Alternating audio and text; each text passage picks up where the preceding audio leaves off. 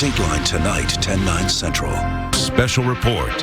Here's Lester Holt. Good day. We're coming on the air to bring you breaking news. Former Minneapolis police officer Derek Chauvin is about to be sentenced for the May 2020 murder of George Floyd. Floyd was arrested on suspicion of passing a counterfeit bill. He died while being restrained by Chauvin.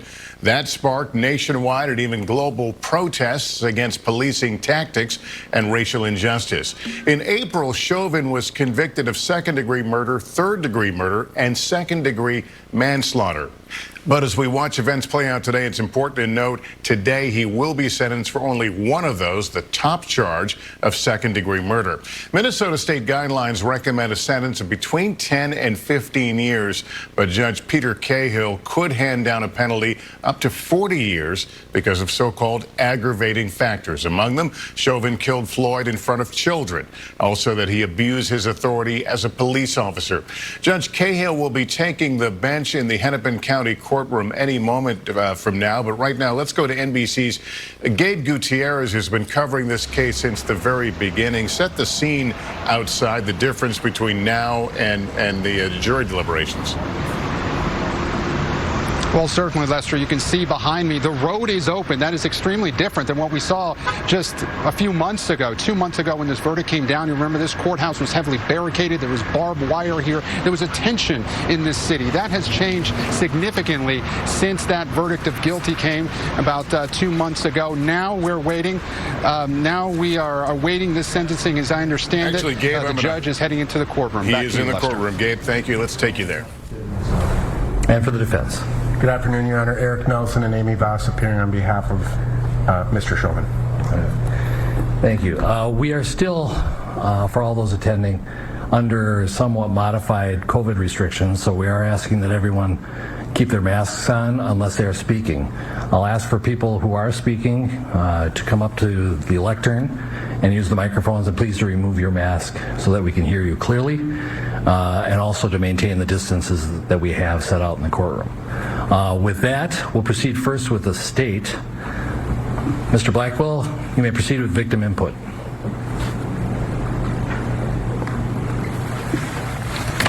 Your Honor, we have 4 victim impact statements. We will start with the 7-year-old daughter of George Floyd, Gianna Floyd, who will present hers by video.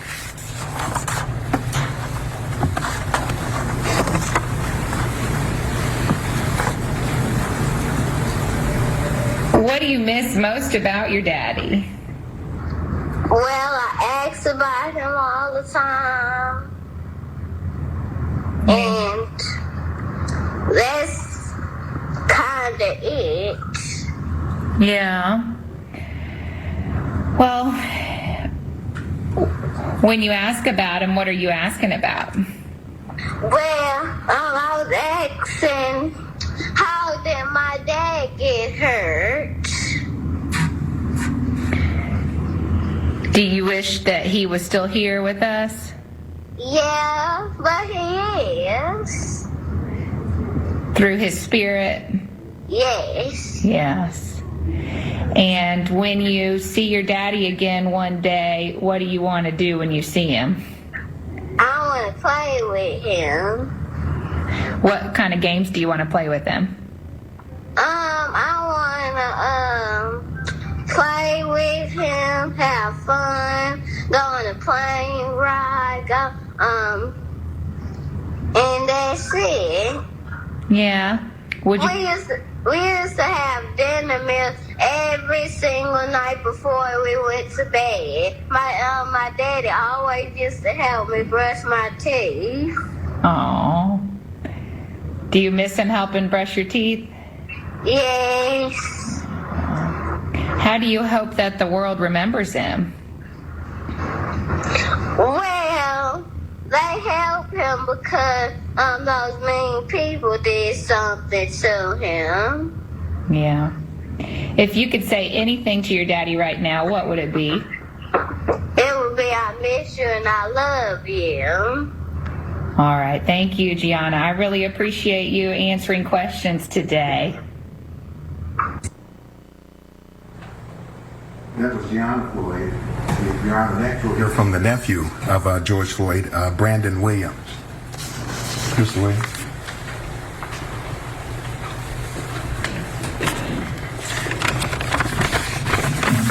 If you could begin by giving us your full name and spelling each of your names. Brandon Williams, BRANDON WILLIAMS. Thank you. You may proceed. On Monday, May 25th, 2020, George Perry Floyd Jr. was murdered by Derek Chauvin in a malicious and insidious display of hate and abuse of power. Chauvin killed George. Not only did he kill George, but he also displayed a total lack of consideration for human life as he did so. You saw it, I saw it, and millions of people across this country and the globe witnessed the act of hate. A year and 1 month later, I stand here before you tasked with the duty of expressing how George's death has impacted me personally and the rest of our family. As I racked my brain and thought about what I could say today, I came to this conclusion. It is humanly impossible for me to stand here and convey or articulate the right words that would capture all that we are feeling and what we have felt over this period. So please bear with me as I attempt the impossible. The sudden murder of George has forever traumatized us. You may see us cry, but the full extent of our pain and trauma will never be seen with the naked eye. The heartbreak and hurt goes far beyond any number of tears we could ever cry. Words simply cannot express the pain, anguish, and suffering that our family and friends have endured since George's murder. It has been truly unimaginable, but not as nearly unimaginable as the defendant's decision to take the life of a human being with no regard for the effect it may have on others. Although Chauvin will be sentenced today and spend time in prison, he will have the luxury of seeing his family again, talking to them, and he will likely get to spend time with them upon his release. These are all luxuries that my young cousin Gianna was robbed of when Chauvin made the active decision to kill our father. There will be no more birthday parties, no graduations, holiday gatherings, or other family celebrations. The laughter, hugs, guidance, advice, sense of security, and those opportunities to simply say I love you are forever gone. They say time heals all, and while I generally believe that saying, it's challenging to do so given these unfathomable set of circumstances. Before I conclude, I must highlight a few things. George's murder, this trial, and everything in between has been tragic and devastating. Our family is forever broken, and one thing we cannot get back is George Floyd. It is the request of my family that the maximum penalty for the crime for which the defendant was convicted be imposed. On behalf of my family, friends, community, and supporters, I wish to express my sincerest gratitude for allowing this opportunity of expression. Thank you. Thank you, sir.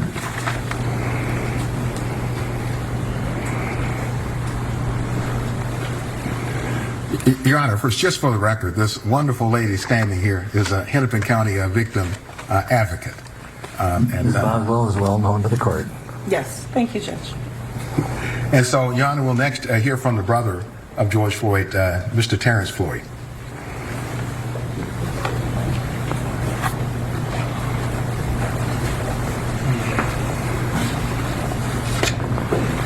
Yeah, Mr. Floyd, if you could state your full name, spelling each of your names.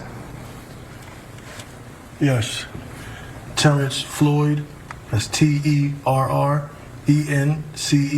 Floyd, Floyd.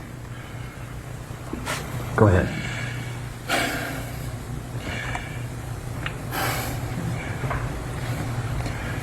I'm here representing my brother. I'm from New York.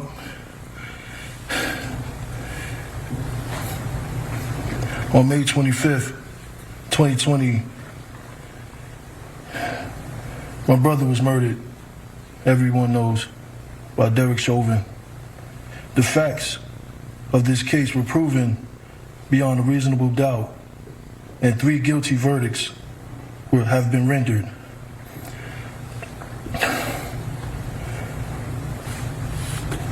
This situation has really affected me and my family.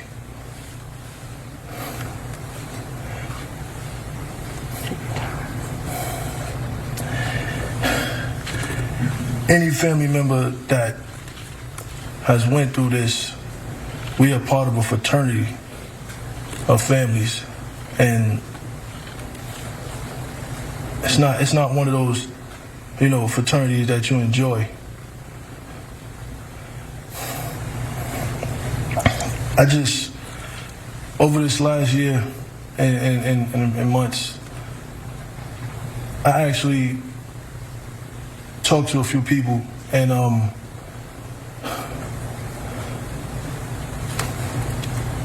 wanted to know from the man himself, why? What were you thinking? What was going through your head when you had your knee on my brother's neck? Why when you knew that he posed no threat anymore, he was handcuffed, why you didn't at least get up? Why you stayed there?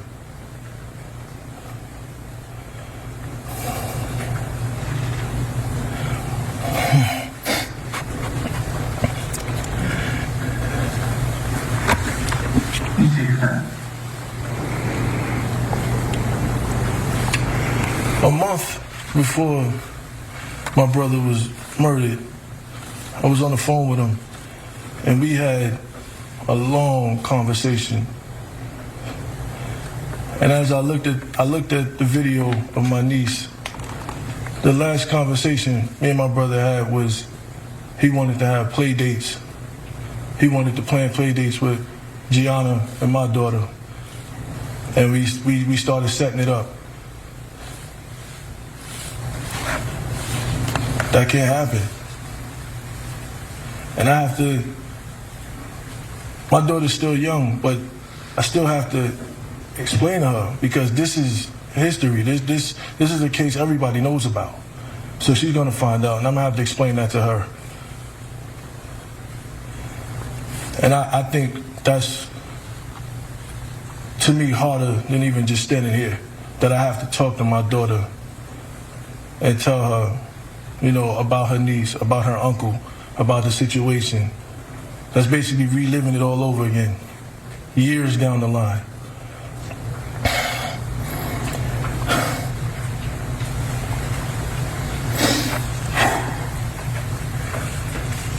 I'm here on behalf of my family, on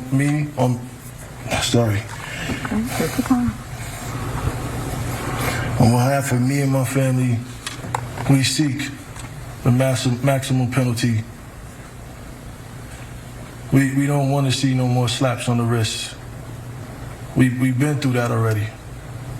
In my community, in my culture, we've been through that already. Smacked on the wrist.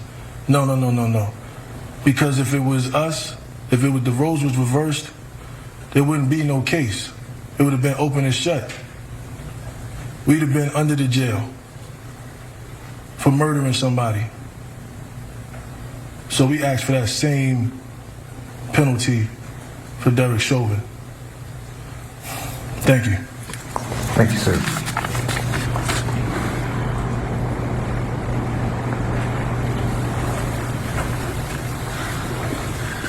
Your Honor, the final victim impact statement for the state will come from George Floyd's brother, Phalonis Floyd.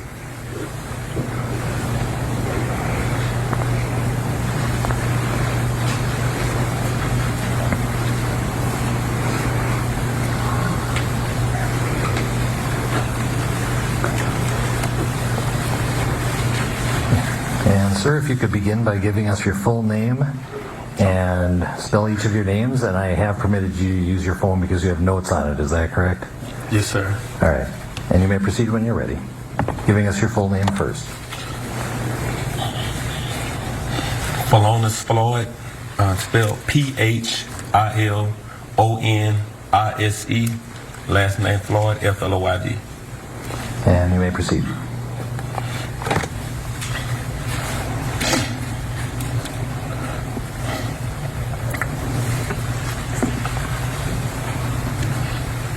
One year ago, May 25th, my brother George was murdered by Derek Chauvin and his co-defendants in broad daylight with a knee to his neck for 9 minutes and 29 seconds.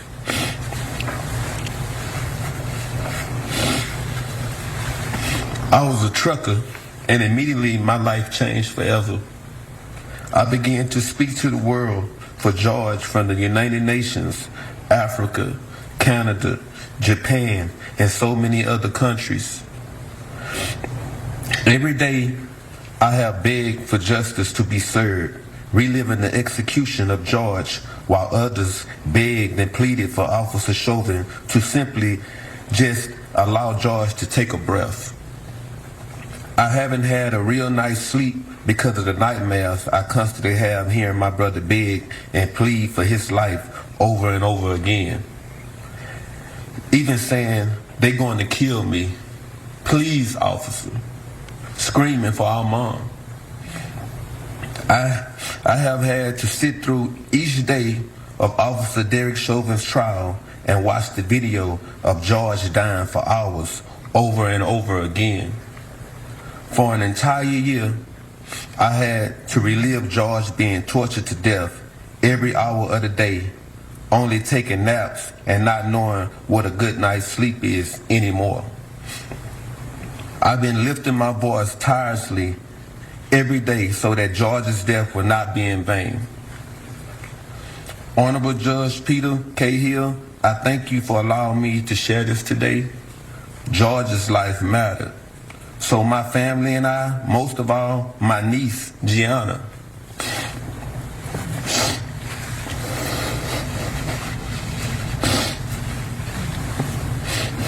My niece, Gianna, she needs closure. I'm asking that you please find it suitable to give Officer Chauvin the maximum sentence possible, charge that he has been found guilty for. My family and I have been given a life sentence. We will never be able to get George back. Daddy's our daughter's first love. He would never be able to walk Gianna down the aisle at her wedding, attend those magical moments of her life like a daddy-daughter dance, sweet 16 party, seeing her out for prom graduations, and she would never be able to have any personal memories with her father. With a smirk on his face and children present, Officer Chauvin used excessive force and acted against his training. Chauvin had no regards for human life, George's life. I stand before you today asking you to please help us find closure by giving Chauvin the maximum sentence possible, making sure he does his time consecutively without the possibilities of parole, probation, or getting out early for good behavior. Thank you. Thank you, sir.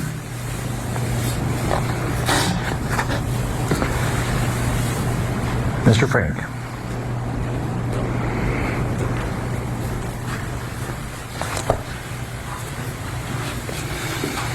Thank you, Your Honor. Here today, of course, for sentencing, gives us an opportunity to speak about other matters that I think are involved in sentencing and where we are in the criminal justice system in the processing of this case.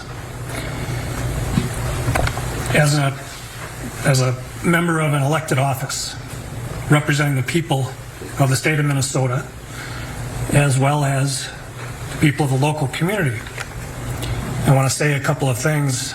And first of all, I want to really thank some of the police officers in the Minneapolis Police Department who, under great pressure, great stress, and to some extent at peril to their occupations, what they've devoted their life to, stuck to their oath and their commitment as police officers to speak openly and honestly about policing and the training that is given and received by police officers.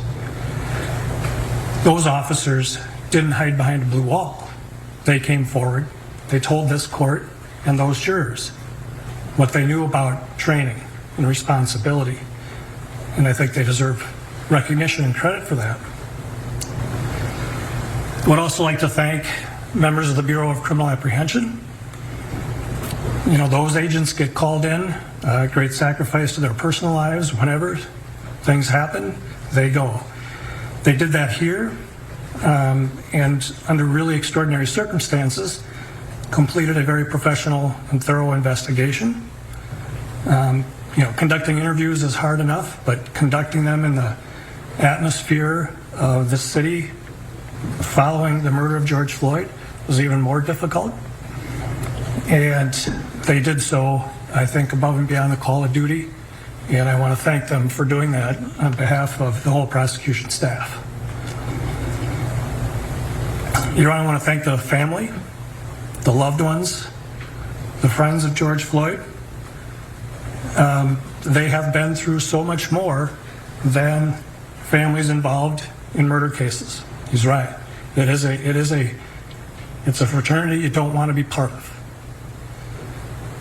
But they've been through so much more because of the pandemic and because of security, safety precautions that we've had to take. They have been through a lot. At a time when they try to grieve, like everybody does for the loss of someone, they are going through so much more. And I want to thank them, all of them, the family. The court saw a testimony from Philonise Floyd, Courtney Ross. These are people who are trying to deal with their loss, but they have to do it in a very public way and under very trying circumstances through no fault of their own. So I thank them. They have all been models of grace and understanding. And it's really remarkable, quite frankly. I'll, I think, come back to them again in a little bit. Your Honor, we have submitted a sentencing brief. I would incorporate that. I guess I would incorporate my comments today into that memo.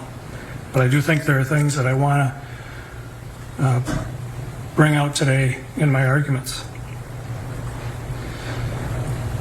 For hundreds of years, the court had discretion in sentencing.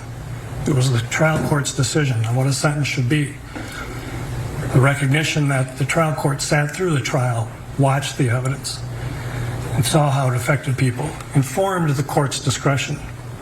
When the legislature passed the guidelines, in a legitimate attempt to try and even out sentences, they defined certain presumptive sentences, as we all know, for typical crimes.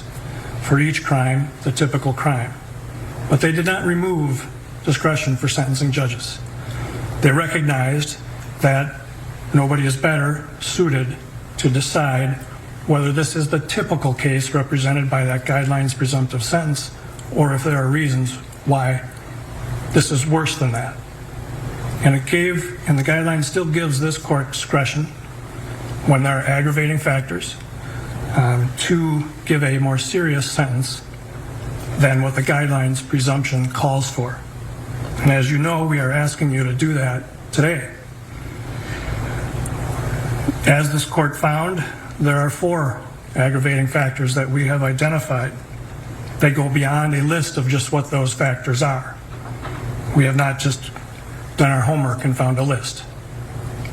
The court made good findings, detailed findings about those factors, and we think they justify a greatly increased sentence.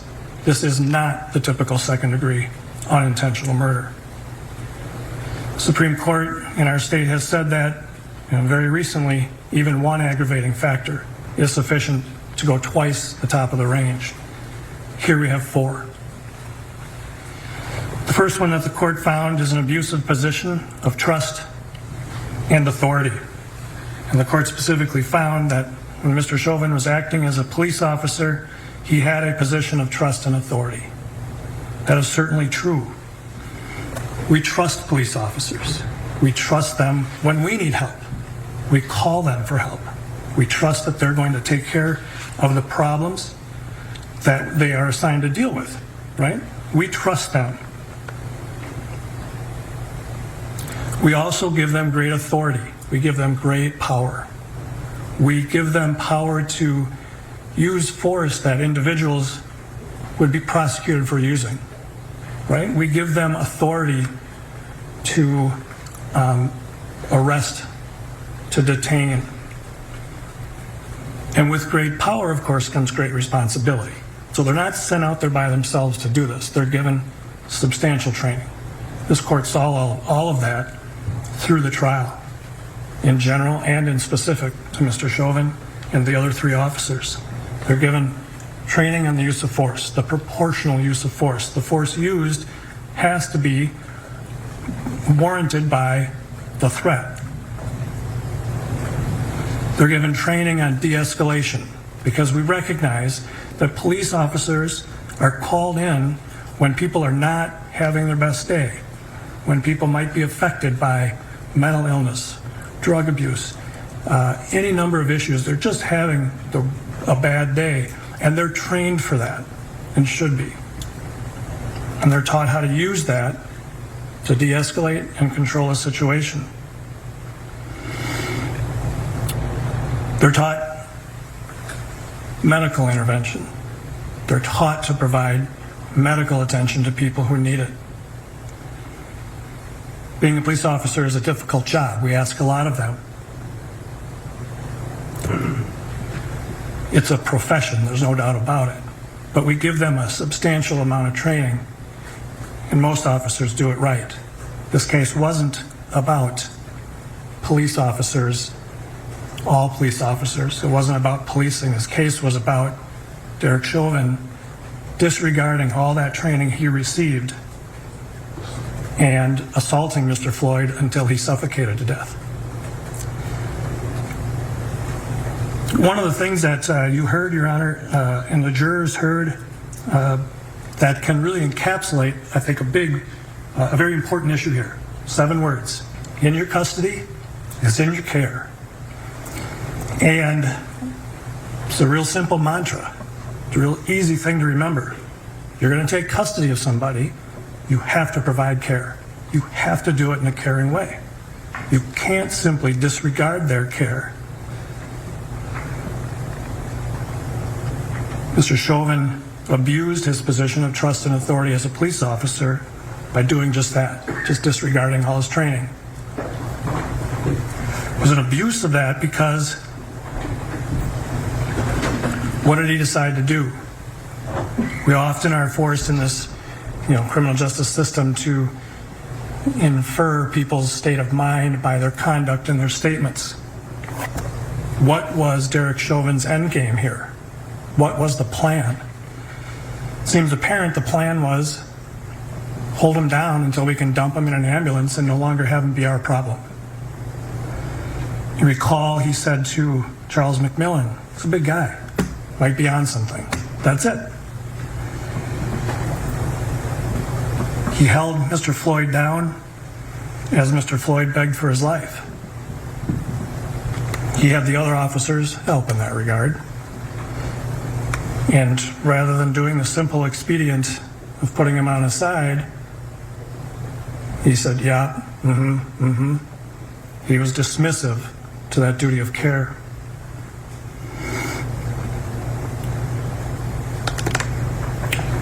We trust that arrestees will be treated with respect, reasonable force, and that their medical needs will be addressed. I'm paraphrasing from the court's findings.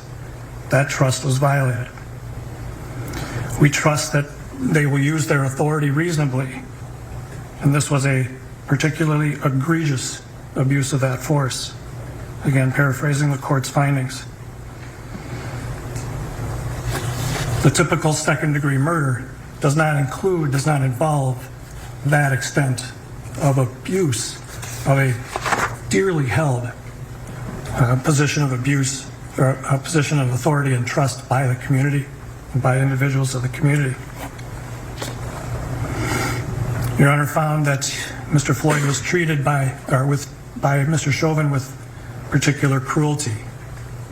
I think tortured is the right word. We know that, we've all seen it. Mr. Floyd did not want to be in the back seat. That's it. That's the rub. It was the need to get him in that back seat no matter what. And we all saw that once he was pulled out of that back seat, he calmed right down. He even willingly went down to the ground. I'm going down, he said. And he went down to the ground, not fighting, not punching. And he was placed initially on his side. He's already handcuffed. He's placed on his side in the recovery position, like he should be, because he's trying to breathe. And then quickly placed prone on the ground, face down. Mr. Chauvin put his left knee on George Floyd's neck, his right knee on George Floyd's back, face down on the pavement. Had Officer King sit on Mr. Floyd's waist area, and had Officer Lane hold his feet down. You can even see Mr. Floyd trying to pull his feet up. We all are going to fight to breathe. Everybody knows that fear when you all of a sudden realize you're having trouble breathing. It's just innate, right? We want to survive. We know we have to breathe. And there's an automatic reaction when you begin to feel like that is threatened. And you can see Mr. Floyd going through that. He tries to pull his feet up. But he's held down by these three officers while Officer Tao is looking on. He later, of course, goes to keep the people who want to help away. He's placed face down on this pavement so harshly that it rubs the skin off his face. He has injuries to his face from being face down on that pavement. He has injuries to his knuckles from just trying to lift himself up. And he's telling Officer Chauvin, I can't breathe. I'm dying. And Mr. Chauvin's response was, And all this time, I mean, imagine what Mr. Floyd is going through. If we're going to talk about particular cruelty and torture, really try to appreciate what he's going through. He knows he's suffocating. We all know that feeling of not being able to breathe enough. And he's begging, he's pleading, and he's being ignored. His concerns are being dismissed by somebody who has taken custody but not care. He was kept in that prone position for 9.5 minutes and was suffocated. There's no other way to say it. That's particularly cruel. That is more cruel than a typical second-degree unintentional murder. Significantly more. This is not a momentary gunshot, punch to the face. This is 9.5 minutes of cruelty to a man who was helpless and just begging for his life. This court found that there were children present, standing only a few feet from these officers. These children, who were ages 17 and one child age 9. Why is that an aggravating factor? Well, I think everybody can figure that out. Right? It's particularly bad to commit a crime in front of children. We've heard a lot of academia about the development of the young brain and how long it can take. And here you got a couple of teenage girls, a 9-year-old girl. How are they going to process this? Standing feet from a man being suffocated by police officers. Such a stark sight that one of the children even says, we got to call the police on the police. How do you process that as a 9-year-old?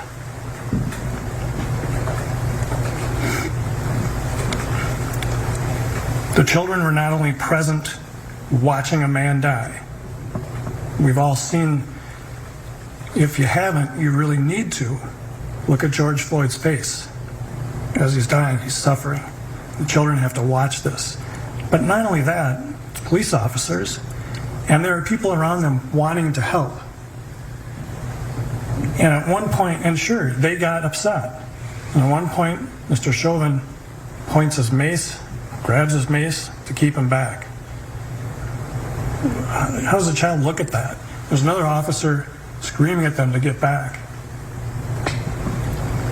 The typical second-degree unintentional murder doesn't involve children standing feet away watching a 9.5-minute suffocation of a man begging for his life.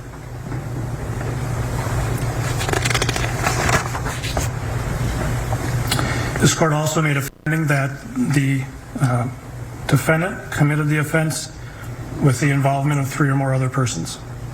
Lane and King were involved directly in the restraint, and that Tao kept the bystanders at bay.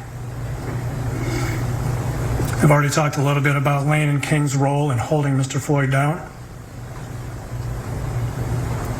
They recognized that he was pulseless, that Mr. Floyd was pulseless at one point, and yet really made no effort to take care of the person in their custody.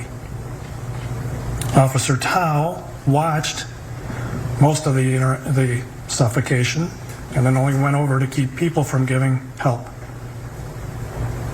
One person who is identified as a medical trained firefighter for the city of Minneapolis, and that was dismissed. Like, what, are we going to believe her? So they kept trained medical people from providing help. These were all uniformed peace officers, adding to that abuse of trust and authority. You know, I know the defense has asked the court for probation. I'm not going to spend a lot of time arguing that. It's so outside of the realm of, I think, real possibility. This is a murder. I understand some of the arguments made on behalf of Mr. Chauvin. I understand, well, no, I can't understand what his family members and friends are going through. I can't. But it's certainly not enough for a departure to probation for a second-degree murder. We believe, Your Honor, that these 4 aggravating factors and the findings that the court has made certainly justify an upward departure because there are 4 of them, not standing alone, but in a sense, not overlapping, but coming together to show this is not the typical second-degree murder. This is egregious. And this justifies a double upward departure. From the top of the box, which is 180 months, we're asking the court to do a double departure, recognizing all 4 factors, to 360 months. As I mentioned before, Your Honor, this is sentencing. This is the time for victims, right? This is the time for the loved ones of the victim and the community to have a say. Again, I commend this family.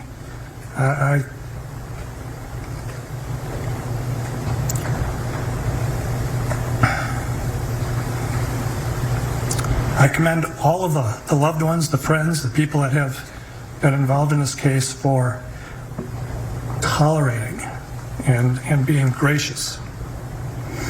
None of this, of course, can bring George Floyd back. That's very true. But this is the time for our criminal justice system to say, we hear you.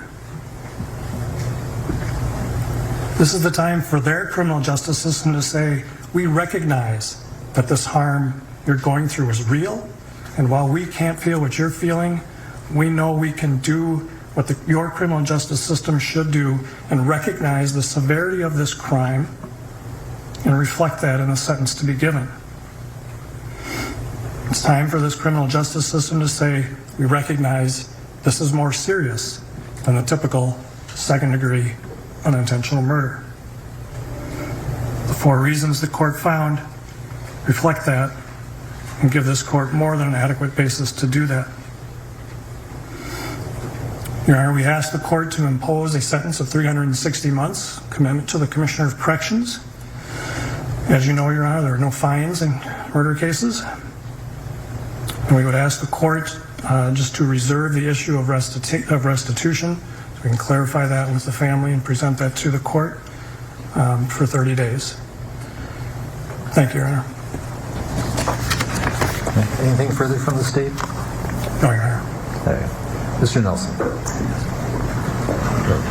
I'm sorry. Mr. Blackwell? I'm sorry, Your Honor. Just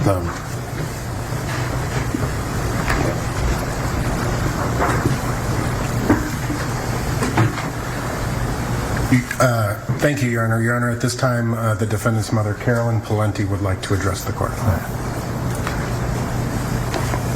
If you could state your full name, spelling each of your names, and proceed when you're ready.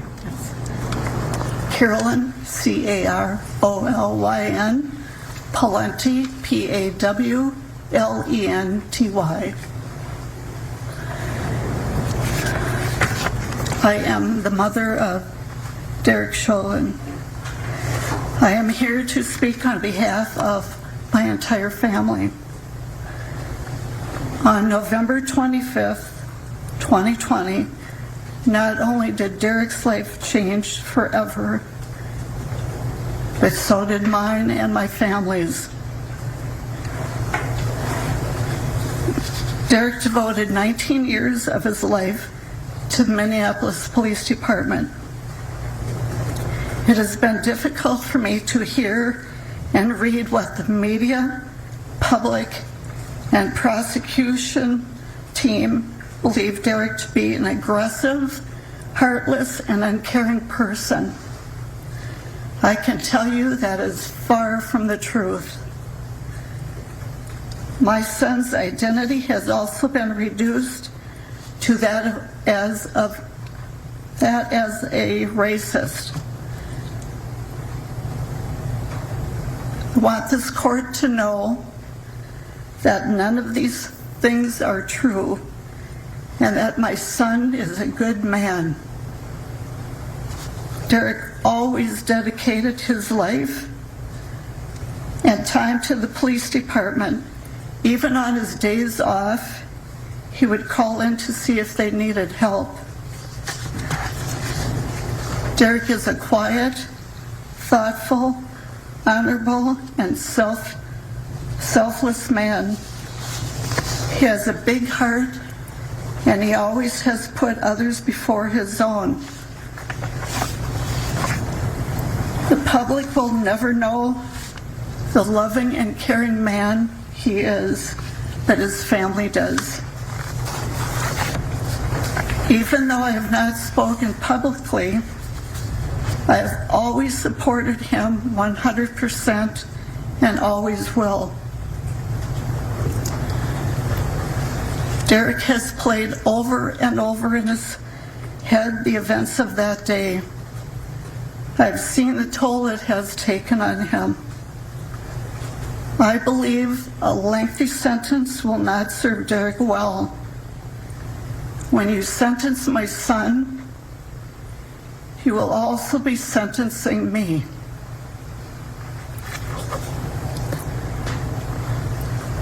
I will not be able to see Derek, talk to him on the phone, or give him our special hug.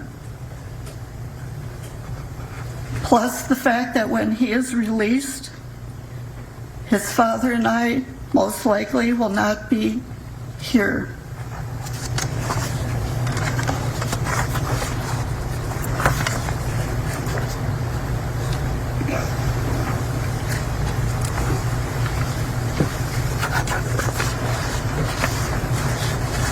Derek, my happiest moment is when I gave birth to you. And my second is when I was honored to pin your police badge on you. I remember you whispering to me, "Don't stick me with it." Derek, I want you to know I have always believed in your innocence, and I will never waver from that. I have read numerous letters from people around the world that also believe in your innocence.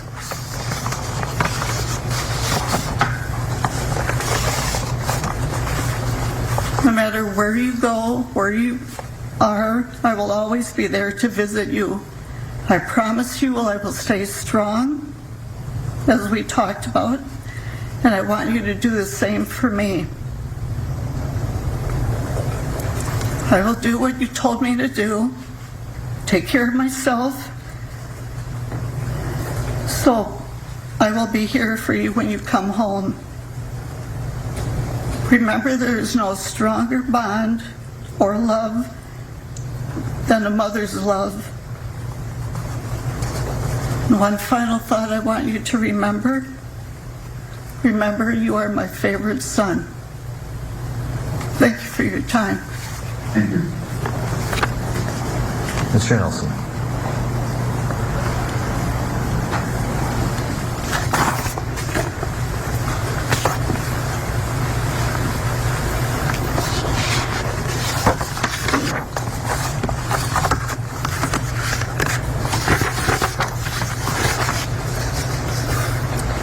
Thank you very much, Your Honor. It is my intent that my remarks this afternoon be quite brief. I do not intend to relitigate the facts of this case, nor spend any substantial time looking at the law. The court is very familiar with the facts of this case, and the parties have fully briefed the court relevant to the sentencing factors. And we recognize that in any case, any sentencing that comes before the court is tasked with a difficult job. The court must craft a sentence that serves the interests of justice, a rather nebulous term. The court must take into consideration the victim impact, public interests, as well as the circumstances and the history of the defendant. And in this case, more than any other, that likely any of us have ever been involved in, that task is exceedingly more difficult. In my remarks today, I just wish to briefly address each of those three considerations, starting with the public impact. As I believe we are all cognizant of, this case is at the epicenter of a cultural and political divide. We tried to keep a lot of that out of the courtroom during the trial and make this case about the facts. But we recognize what has happened as a result of this case. There are a great number of people who will view any sentence you pronounce as overly lenient and insufficient to satisfy justice. But there are an equal number of people who will view any sentence you pronounce as draconian or overbearing. Either way, some percentage of the public will view your sentence as a miscarriage of justice. The intensity of the public interest in this case cannot be understated.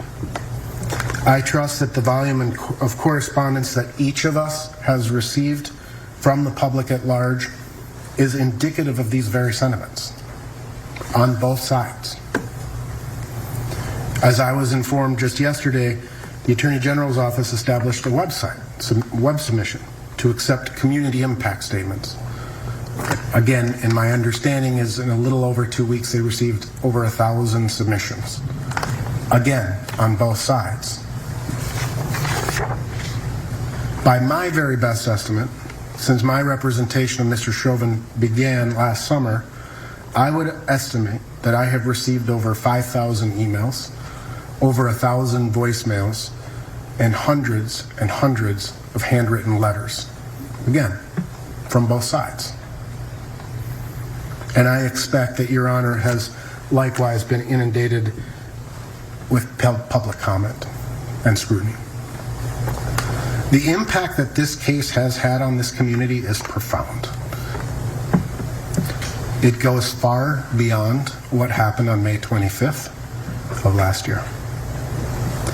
It has been at the forefront of our national consciousness, and it has weaved its way into nearly every facet of our lives, from the entertainment that we consume to the presidential politics, from protests to conspiracy theories. In the end, it is my sincere hope that when this proverbial dust settles, the community impact brings forth principled debate and civil public discourse, and ultimately leaves a positive effect on the city of Minneapolis, the state of Minnesota, and the United States. But nevertheless, while this court may consider the community impact, it is for these very same reasons that the court must turn to the foundational legal principles and remember that justice is blind. Law is built on reason and common sense, and it cannot be permitted to be assailed by public opinion. Turning to the second consideration, which is the victim impact, the death of George Floyd. The death of George Floyd was tragic. He is loved by his family members. He is loved by his friends. And his death is justifiably mourned by those whose lives he impacted. He is a son, a brother, a father, an uncle, and a friend to many. And as the court heard today, the impact and the loss of his life, simply just, it can't be simplified. And it will take time. Finally, Your Honor, the court must take into consideration, just like it has to take into consideration the aggravating factors, it needs to take into consideration the mitigating factors. And the mitigating factors as set forth by the sentencing guidelines really point to the TROG analysis, essentially, ultimately in this case. We're not going to spend a lot of time, again, arguing for a probationary sentence. That's briefed. But that being said, when we look at the TROG factors, who is Derek Chauvin? Derek Chauvin spent 19 years as a Minneapolis police officer. He loved being a police officer. I was contacted during the course of my representation and have had numerous conversations with his fellow police officers or fellow police officers that worked with Derek, some retired, some still active. And they told me that he was a solid police officer, that he did his job, that if somebody asked him to do a particular task, he never complained, he did it. One person told me that one of his sergeants told me that if I had asked him to dig a ditch for 8 hours, he would have picked up a shovel and he would have never complained for a second. He would have done his job. He was decorated as a police officer. Multiple life-saving awards. He was decorated for valor. He was proud to be a police officer because what he liked to do was help people. And as the statistics show, the vast majority of police work is helping people. He was proud to be a Minneapolis police officer. He served his country as the United States in the United States Army. And he too is a son, and a brother, and a father, and a friend. He too, his life, the life he's lived, he's not coming into this as a career criminal with 6 points, 5 points, 4 points. He's coming into this never having violated the law because he lived an honorable life and he attempted to live an honorable life. Derek Chauvin was not even scheduled to work on May 25th, 2020. He volunteered because there was short staffing at the time. I know from numerous conversations that I've had with Derek that his brain is littered with what ifs. What if I just had not agreed to go in that day? What if things had gone differently? What if I never responded to that call? What if, what if, what if? The truth of the matter is, and the end result is that we are here after a jury verdict, finding him guilty of these offenses, and the court's consideration should not only be focused on the aggravating factors, but the mitigating factors as well. The Minnesota Sentencing Guidelines Commission was established for a reason. And yes, the court in circumstances like these has discretion to go beyond and aggravate a sentence beyond the presumptive sentences established by the sentencing guidelines. But the sentencing guidelines don't differentiate between second-degree murders. Someone robs a liquor store, a police officer is involved in an incident, and a person dies in police custody. The law presumes, the legislature presumes, that the sentencing guidelines as established is a sufficient penalty for all of the second-degree murder categories or cases you would see. From 2019 back to 2010, a total of 90 people were sentenced for second-degree murder. Those sentences, those people, there were more than that, but people who had a 0 criminal history score, more than 90 people were sentenced. 67%, or 60 of those 90 people, received a guideline sentence of 150 months. So 2/3 of all people in this same position received a guideline sentence.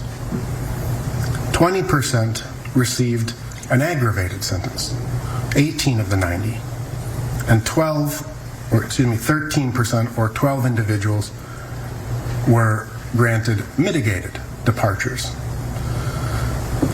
So if the legislature and the intent of the sentencing guidelines is to eliminate sentencing disparity, the law should presume that the guideline sentence is what is appropriate in this case. Judge may take into consideration at this point those aggravating factors, but you have to counterbalance them, which is the goal of the law, with the mitigating factors. I know that this has been an incredibly difficult case for the Floyd family to have to endure. The state of Minnesota, likewise, the prosecutors in this case have endured quite a bit, as has Mr. Chauvin's family. This is a case that has changed the world to some degree, and I hope it's positive. But it's my hope that the court follows the sentencing guidelines, applies the law in a reasoned manner, and imposes a just sentence. Actually, Mr. Chauvin, would you join Mr. Nelson at the lectern?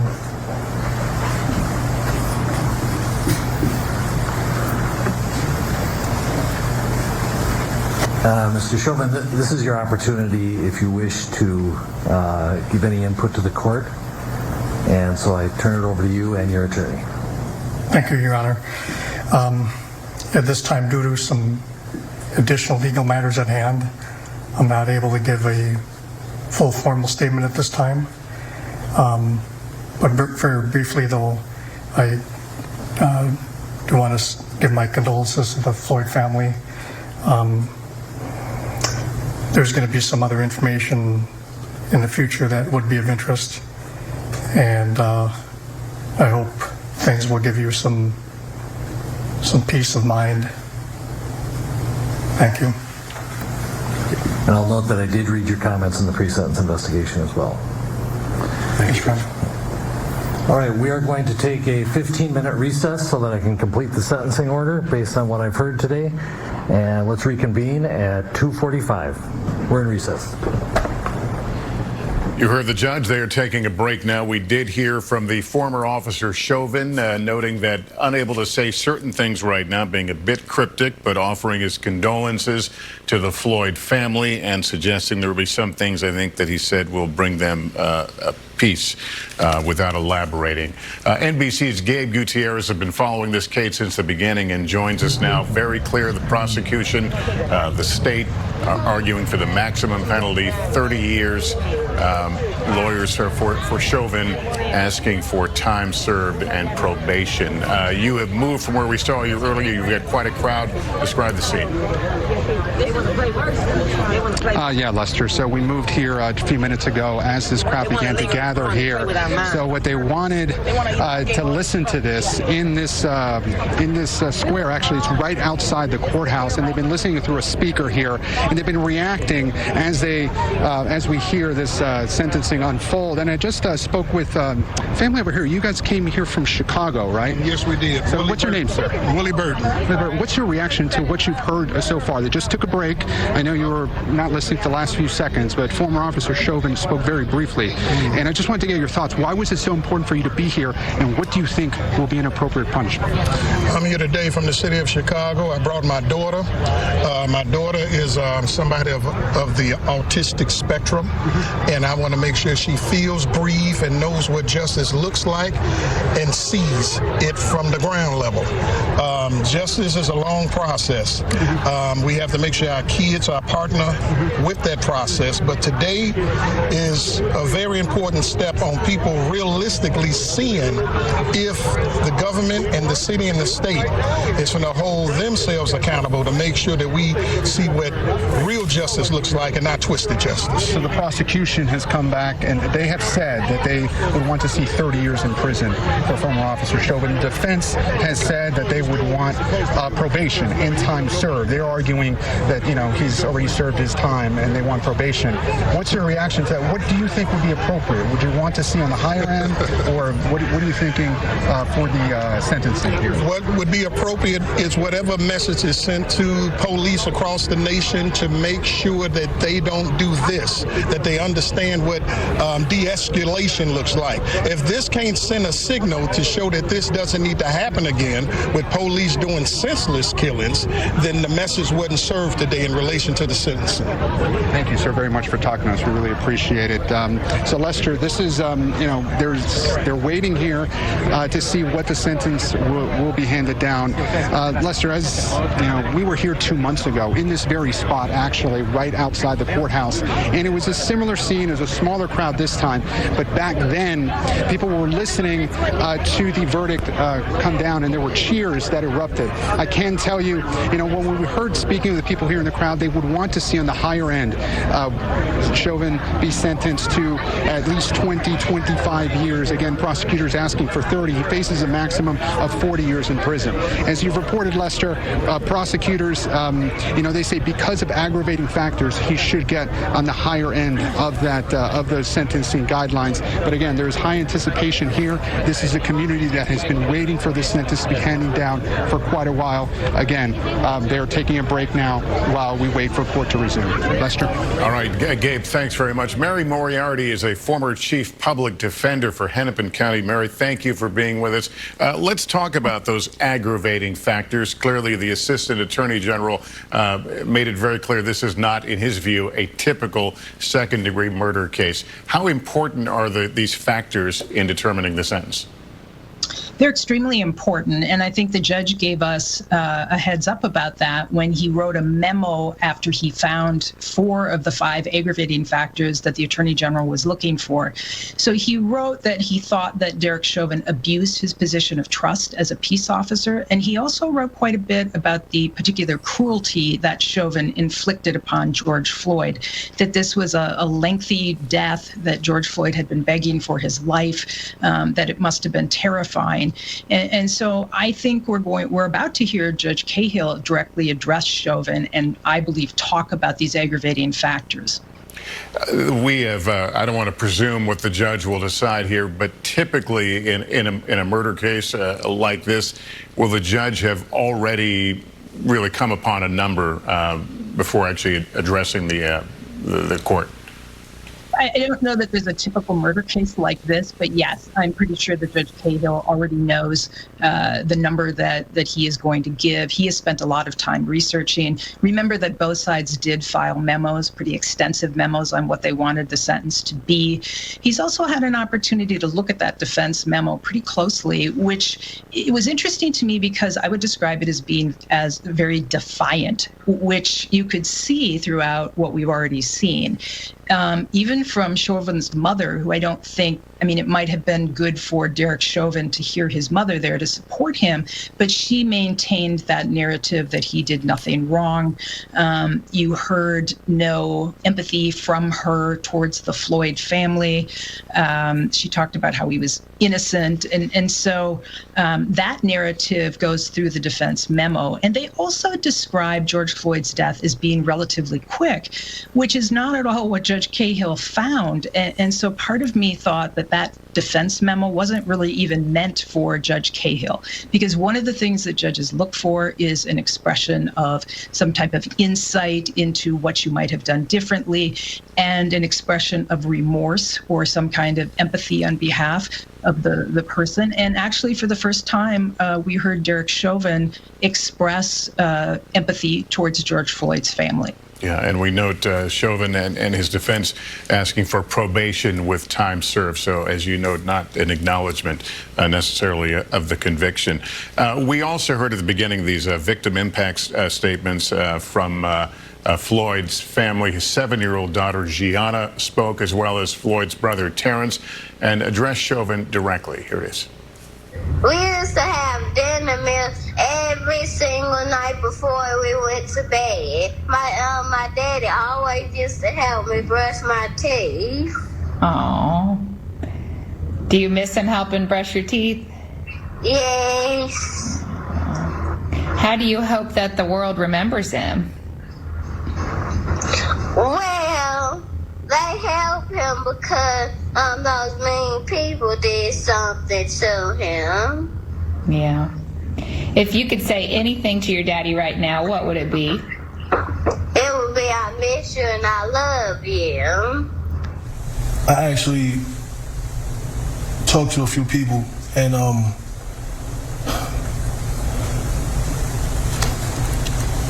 wanted to know from the man himself why. What were you thinking? What was going through your head when you had your knee on my brother's neck? Why when you knew that he posed no threat anymore? That was some of the victim impact statements made during this session. Again, we're on a short break here. The judge now taking into consideration all he's heard. He will come back here shortly, and we will likely learn the sentence for Derek Chauvin. NBC News legal analyst and former federal prosecutor Paul Butler is with us. Paul, give me your sense of what we have heard so far in this hearing. Lester, the victim impact testimony was extremely powerful and moving. Mr. Floyd's 7-year-old daughter, she misses him helping her brush her teeth every night. Terrence Floyd, Mr. Floyd's brother, was angry. He just wants Chauvin to explain what he was thinking. He asked the judge to impose the maximum punishment under the jail, was the expression he used. Another one of Mr. Floyd's brothers said that he hasn't had a good night's sleep since Mr. Floyd was murdered. So for Mr. Floyd's loved ones, this case isn't about police accountability or the national reckoning on race. This is about a little girl who will never get to go on a plane ride with her dad. That moved everyone who heard it, including the judge. Paul, we heard the attorney for Derek Chauvin really describe to the judge the pressure that he may feel like he's under, given the very public nature of this case, the fact that it's in everyone's living room and people are following it the way they are. How much reality is there in that in terms of the judge? He's got these aggravating factors, but he's certainly not doing this in a vacuum. He understands the intense interest over this. I thought that was effective lawyering by Mr. Nelson. The defense attorney acknowledged that this case has traumatized the nation, but also inspired an important debate about policing. And he also accurately stated that whatever sentence the judge imposes will be seen by some as too light and some as too harsh. Interestingly, Lester, he essentially testified for his client, saying that Mr. Chauvin constantly asked himself every day how things could have gone differently. The problem, though, is that Mr. Chauvin himself never expressed responsibility. He never expressed deep remorse for the trauma that he's caused. This probably won't impact his sentence much. The judge understands that Mr. Chauvin is appealing the conviction and also facing federal charges. And so in that sense, Chauvin was limited in what he could say. But had he offered some deeper sense of remorse and empathy, that might have made a difference to the family. All right, Paul Butler, thank you for standing by with us. NBC's Megan Fitzgerald is in George Floyd Square, where obviously this has been watched very carefully. Megan? Yeah, Lester, this is the place, obviously, where George Floyd was killed, just directly behind me here. And worth noting that just a couple of weeks ago, it was a group of community members, along with the city, that reopened this area, because you'll remember it was closed to traffic.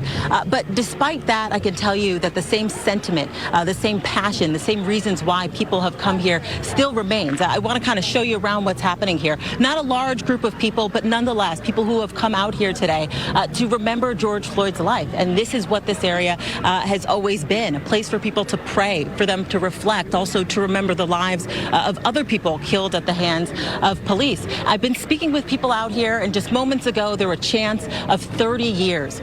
For many people, a high sentence is closure for them. Of course, we know that the other 3 officers will stand trial in March, but for them, this is a big day. This is a day that sort of wraps it all up. The officer that kneeled on George Floyd's neck for 9 minutes and 29 seconds, the power of being in this location when they hear the verdict is something that they say can't be compared. So people are here with their cell phones out, waiting and hoping, they say, for a just verdict of 30 years, something they say will send a message to the nation. Megan Fitzgerald in George Floyd Square for us as we all wait. Judge Cahill still in chambers right now. We expect to see him again shortly, and this sentencing will go forward. I want to bring in NBC legal analyst Danny Cevallos. Danny, I want to get your thoughts, but especially on hearing from former officer Chauvin's mother, what effect that may or may not have in your view. It was definitely a very sympathetic moment for Derek Chauvin's mother, but it may not have played well with the judge, because sentencing judges don't want to hear someone get up and say how this sentencing will hurt me. I'm going to lose out because I'm losing a son. That's the kind of thing that judges might not take the right way, because it's really about either remorse or the harm that was done to the victim. So while I have all kinds of sympathy for Derek Chauvin's mom, and look, it's hard to get up there, and this is probably the hardest speaking moment of her life, for Derek Chauvin, the defense probably hopes that she didn't push the judge to think that, oh, this is just about my loss of my son, and how my son's life has changed and how my life has changed. Sentencing is really, really a challenging time for both sides. But as defense counsel, it's your duty to put every speck of information out there that may help your client that the judge would allow in. Danny, thank you very much. We'll ask you to continue standing by as we stand by and await the return of the judge, and for this sentencing to go forward. We do want to note that we did hear from a former officer Chauvin near the end. First time we've heard any substantial words from him. Even so, he was a bit guarded, seeming to be acknowledging an appeals process. But here's what he said in the court. Thank you, Your Honor. At this time, due to some additional legal matters at hand, I'm not able to give a full formal statement at this time. But very briefly, though, I do want to give my condolences to the Floyd family. There's going to be some other information in the future that would be of interest, and I hope things will give you some peace of mind. Thank you. And again, Derek Chauvin in the courtroom just a few minutes ago before the judge retired to consider what he's heard this early part of the day and announce his final sentence against Chauvin. We want to go to Jonathan Capehart now, opinion writer for the Washington Post, host of MSNBC's The Sunday Show with Jonathan Capehart. He joins us now. What are your thoughts on what we heard from Chauvin and his offer of condolences to the family? Well, one, Lester, it was interesting to hear his voice, since he did not take the stand in his own defense during his trial.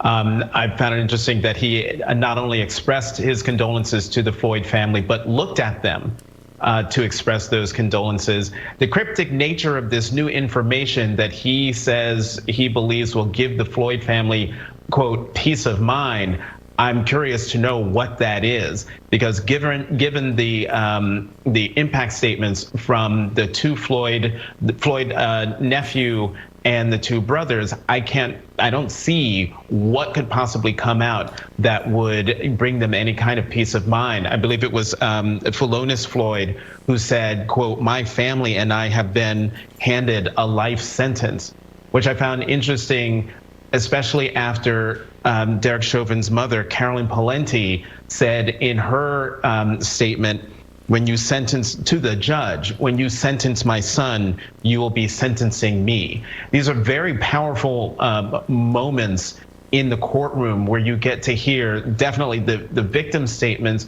but I wasn't expecting to hear from Derek Chauvin's mother. And so I am actually very curious to see how this plays out, especially given what Danny just said about how that might impact the judge. A very, very powerful hour or so that we've been watching, Lester. And as you know, Jonathan, this has been seen broadly as a watershed moment in the whole issue of race and policing. But once again, Mr. Blackwell, at the beginning, for the prosecution, making the point that this was not about policing. This was about one bad officer who ended up murdering someone he was trying to take into custody. So how should we be viewing whatever happens here today?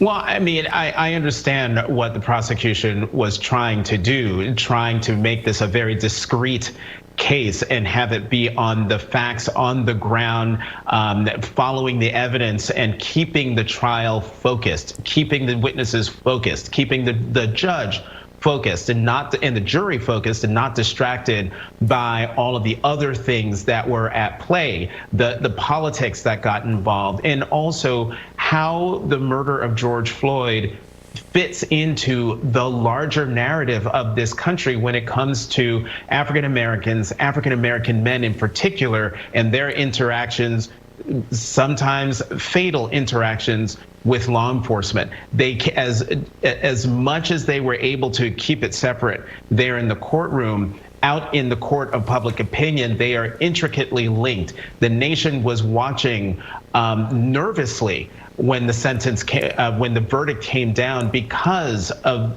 viewing the Chauvin trial as part of the larger narrative. Today, even though those words were said again in the courtroom, the nation is going to be watching to see that one hurdle was reached, and a white police officer found guilty for murdering an unarmed black man. Now, how much time will that former police officer serve for killing that unarmed black man? And if there's one thing that Eric Nelson said that I agree with, no matter what sentence the judge hands down, there will be people on all sides of this issue who quite possibly might not be satisfied. Most watching at home or in the workplace, but some are watching from across that courtroom. That's where we go to Gabe Gutierrez again, with a growing crowd waiting to hear what the judge hands down. Gabe? Hi there, Lester. Well, yes, they're continuing to chant Black Lives Matter here, anxiously awaiting the sentence. I'm joined by Athena Papagiannopoulos here, Minneapolis resident. She has organized a few of the protests here in this community. And why was it so important for you to be physically right here, right now, listening to this sentence essentially in person? You're listening through a speaker out here. Yeah, it's just important to show that we're still together with the community and that we're going to be here for the community and the family, like no matter what happens throughout the entire process. And Athena, as my colleague, photojournalist Belen Gerlucci kind of pans around and shows the crowd. Athena, what was your reaction to some of the things we just heard from? George Floyd's young daughter, Gianna, gave a message, and so did several of his family members. What was the most powerful section for you? What was the most powerful moment? It's the fact that she has the strength to be up there doing what she's doing. She's a young black woman, just really a child, and the whole situation is just so beyond heartbreaking. But to have to put someone up there time and time again and constantly be in the spotlight, her presence in general is amazing. There were some in the crowd here that gave a strong reaction when they heard Derek Chauvin's mother, as well as Chauvin himself, very briefly get up and speak. What was your reaction when you heard that? I understand when you have a child, you want to back them no matter what, you know, and their wrongs and their rights and what they do, but I just don't have respect for that because he's clearly just going through the motions of this trial. So for her to have more emotion than him throughout this entire process in that small snippet, I didn't feel good about it. And Athena, we were here in this spot just 2 months ago when the verdict came down. There were cheers that erupted here. It seemed like a weight had been lifted off of this community in Minneapolis. What do you consider to be the historic significance of this moment, and what do you consider an appropriate punishment for Derek Chauvin to be? We can't get the appropriate punishment because, with the laws and everything, but it has to be maximum of what they're willing to give, or else that's just as bad as them saying, no, you don't get it. Because if we get, 10, 12, 13 years, that's them saying that you're not worthy of what I feel my child is worthy of. And that's ultimately what it comes down to. And, just being here with the community just makes it all better, because during that day I couldn't, and a lot of people couldn't take in yet that moment when you heard that yes and all those cheers going on. It's like, yes, okay, that's the first push, but here we are on the final push where it's like, you're going to show us right now during this sentencing what we actually mean as a community and the world entirely, and just the basis of Black lives. Athena, thank you so much for joining us. I really appreciate it. Lester, we've been speaking with folks like her really throughout the afternoon, and as you can see, this crowd has begun to gather here, started with a few dozen kind of at the start of the sentencing, and they are now anxiously awaiting this court hearing to resume. But what you just heard from Athena is something we've been hearing over and over again, significant not just for this community, Lester, but obviously across the country. We keep talking to people from Chicago, from Michigan, and also this woman here. Are you from Minneapolis? Yes, my name is Marcia. Marcia, born and raised here. Sure, born and raised. Why is it so important for you to be here right now? Gabe, we're going to break away from you. The judge is back in the courtroom. The input you did, not just the people who were in the courtroom here, but also those who provided written statements, both from the Floyd family and the defendant's family. I've read all the impact statements that were submitted earlier and listened carefully to all the input here today, and it is truly appreciated that you took the time to stay with this case and to provide me with input. I have reviewed the pre-sentence investigation and carefully considered all the facts of the case and the law, but my comments are actually going to be very brief because most of it's going to be in writing. I have a 22-page memorandum that is going to be attached to the sentencing order. And why am I doing it in writing? To emphasize the fact that determining the appropriate sentence in any case, and in this case, is a legal analysis. It's applying the rule of law to the facts of an individual and specific case. And that is why, as opposed to trying to being profound here on the record, I prefer that you read the legal analysis that explains how I determined the sentence in this case.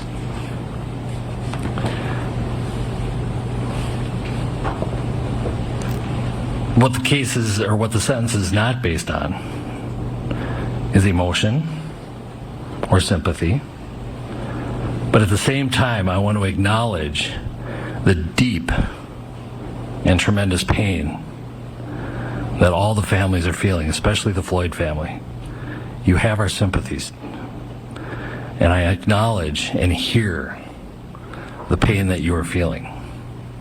I acknowledge the pain not only of those in this courtroom, but the Floyd family who are outside this courtroom and other members of the community.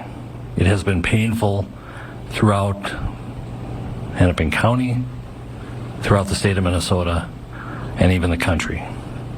But most importantly, we need to recognize the pain of the Floyd family. I'm not going to attempt to be profound or clever, because it's not the appropriate time. I'm not basing my sentence also on public opinion. I'm not basing it on any attempt to send any messages.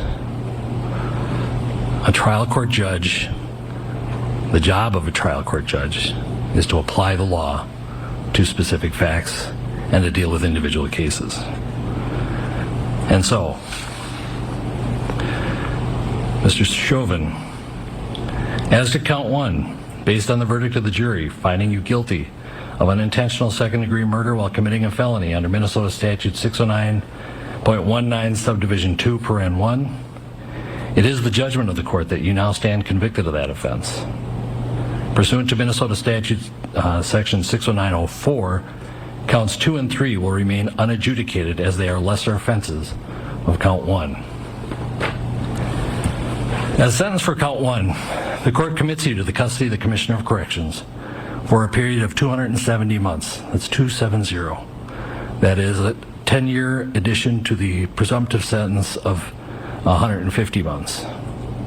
This is based on your abuse of a position of trust and authority, and also the particular cruelty shown to George Floyd. You are granted credit for 199 days already served. Pay the mandatory surcharge of $78 to be paid from prison wages. You're prohibited from possessing firearms, ammunition, or explosives for the remainder of your life. Provide a DNA sample as required by law. Register as a predatory offender as required by law. And then you will receive a copy of the order and also the attached memorandum explaining the court's analysis. Anything further from the state? If this needs to be said, we just ask that it be executed forthwith. Defendant is remanded to the custody of the sheriff to be transported back to the DOC or whichever custody is currently holding him. Anything for the defense? No, Your Honor. All right. Thank you. We are adjourned. The judge not reading his full sentencing memorandum and getting virtually right to the sentencing and sentencing Derek Chauvin, the former Minneapolis police officer, to 22.5 years in prison. That is less than the maximum, but certainly far more than Chauvin and his attorneys were asking for. Let's go to Gabe Gutierrez right now, who is across the street from the courthouse, where we've been watching a growing crowd. I assume the word is getting there now. What's the reaction you're seeing? Hey, Lester. Well, I should let you know this crowd is maybe on a 30-second delay from where they've been hearing, so they're just starting to spread through the crowd right now. It was quiet. People kind of taking it all in, waiting to kind of process, and I'm trying to listen for some reaction now. But the young woman we just spoke with a short time ago, Athena, you were just listening to it. So 22.5 years, the sentence handed down to Derek Chauvin. That is 10 years more than the recommended guidelines. You just heard what the judge had to say. What's your immediate reaction? I'm taking this as a win for my community right now. We needed this. It could have gone just so far left that there was no coming back.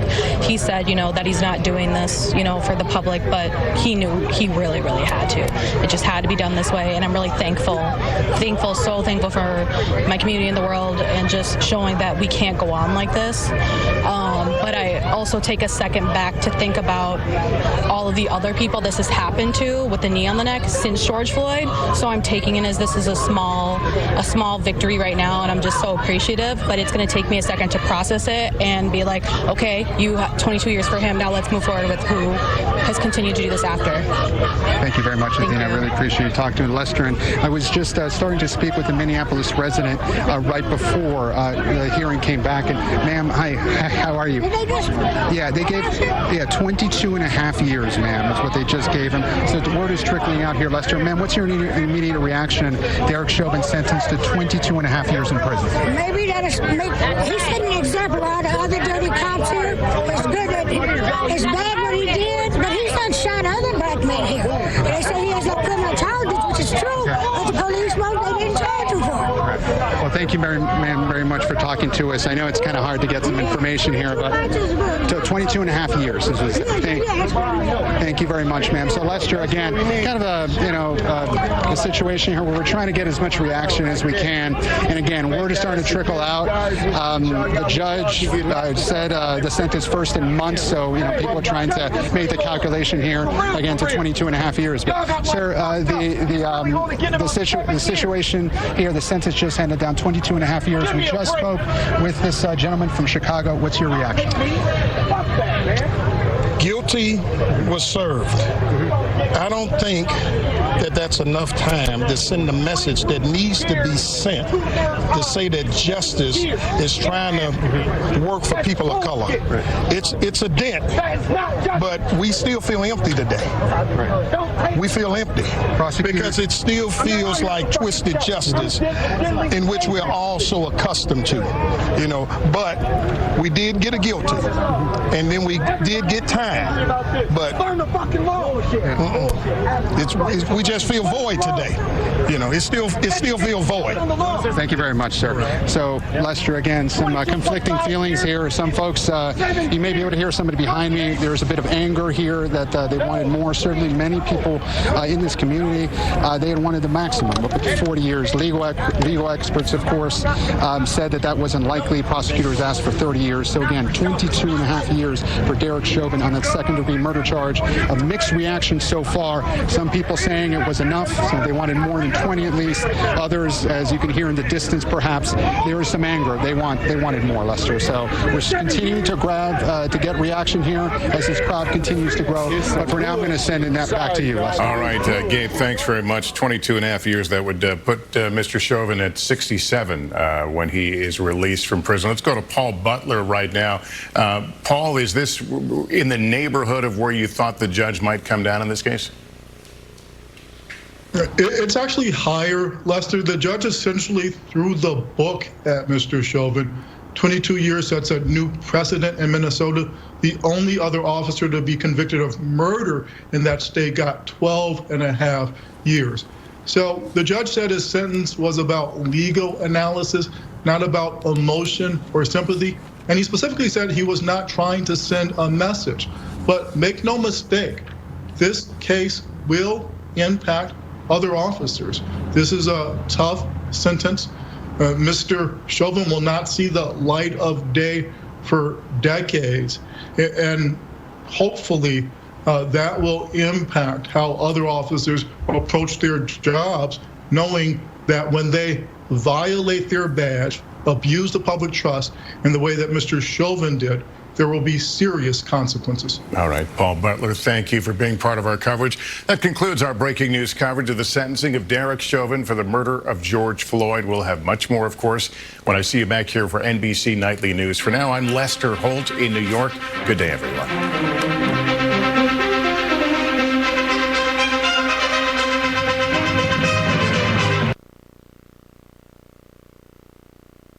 We now join our regularly scheduled program already in progress.